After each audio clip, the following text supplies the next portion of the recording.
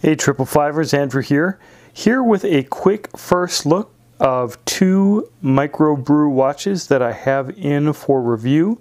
In my quick look videos, I just give you a good chance to look at the watches. I'll briefly run through the specs, and I will save my impressions and review comments for the full reviews of these watches, which are forthcoming. But what we have are the Nodus Avalon and Contrail watches. Two different watches from this micro brand company that assembles and tests these watches in Los Angeles, even though it looks to me like these cases are made overseas, probably in Hong Kong. Two very different watches from this microbrew company. Of course, we have a dive watch, and then we have just a kind of sports watch, sort of reminiscent of the Rolex Explorer, I would say. Of course, minus that GMT, if this is reminiscent of the Explorer 2 case style. So let's just run through the specs of these watches real quick. We'll go through them one by one, and then I'll talk about how they are together to wrap up the video. So this is the Nodus Avalon in a lovely lazurite blue. This is a 300-meter diver that's coming in with a 43.5-inch case. So you'll see in the full review that this is similar to the Seiko Turtle in some respects, size-wise. We are looking at 48 millimeters lug-to-lug and 20 millimeter lugs here on this lovely bracelet, which is called an H-link bracelet. It's coming in at about 12.9 millimeters thick, and as you can see here, we have a rotating bezel. It's a 60-click bezel and a threaded lockdown crown here. On the back, we have a closed case back, not a display case back, and there's a depiction of the sword and the specs of the watch, which is a stainless steel diver. As you can see, this has some very eager lume. This is a Super Luminova CX3 Super Luminova lume, which even in this full light, it is, you can tell, eagerly glowing green, and just cup your hands around it and you can see how this thing's going to be a beast at night. We're looking at a matte blue dial with an applied logo and applied indices. All the indices are filled with lume. The hands and the indices are polished, sort of exaggerated sword hands. The rotating bezel is a knurled style bezel with a ceramic insert, which is matte,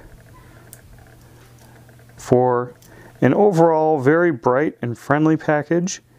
Definitely got this watch noticed at work the first day I wore it there.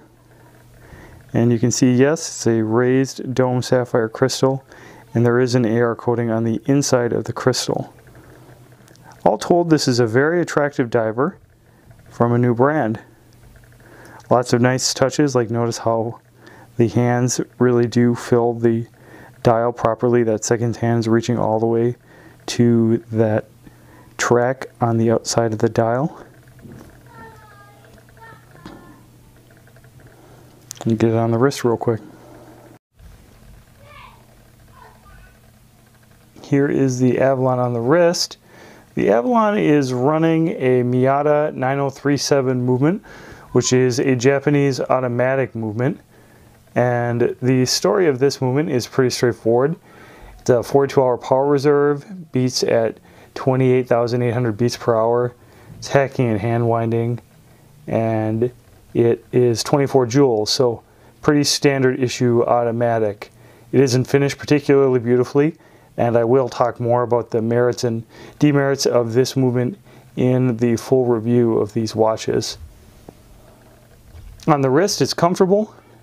You have a nice diver's clasp here, and it is a fork or three-folding bracelet here. Does not look like there's a diver's extension on this, and very standard issue bracelet in terms of fit and finish for microbrew watches in this price segment, and this Avalon in this configuration retails for $625. So we will talk about that price as well in the full review. The Contrail by comparison is a bit smaller at 38 millimeters. This is in the matte gray configuration, and as you can see, again, we've got a combination of applied and printed text on the dial, the polish indices, and enlarged seconds track on the edge of the dial.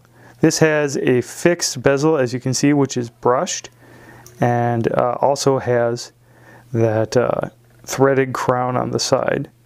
This watch is 11.8 millimeters thick, which is actually about a full millimeter thinner than the Avalon, and it also features a sapphire crystal, although this one is flat and raised and beveled, very similar again to a Rolex in style. This one has 200 meters of water resistance and has C3 superluminova on the dial as well. On the back you can see there's some aviation themed case back engravings as well as specs.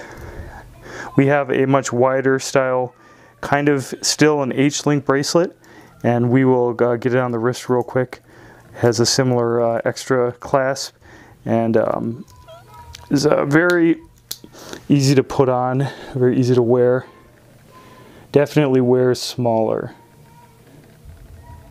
Although 11.8 millimeters thick without the crystal, wears about as thick with the Avalon with that added thickness because of the raised crystal at 13 millimeters thick compared to 12.9 with the Avalon. Alright guys, leave your comments down below about what you think about these Nodus watches, the Avalon and the Contrail. I think they're attractive, interesting micro-brand watches, but I'm still taking them in and wearing them to get my full impressions for the upcoming review. I'd love to hear your comments and questions in the meantime. Thanks as always for watching 555 Gear. Leave a thumbs up if you enjoyed this, and make sure to hit subscribe if you're new here. Thanks a lot.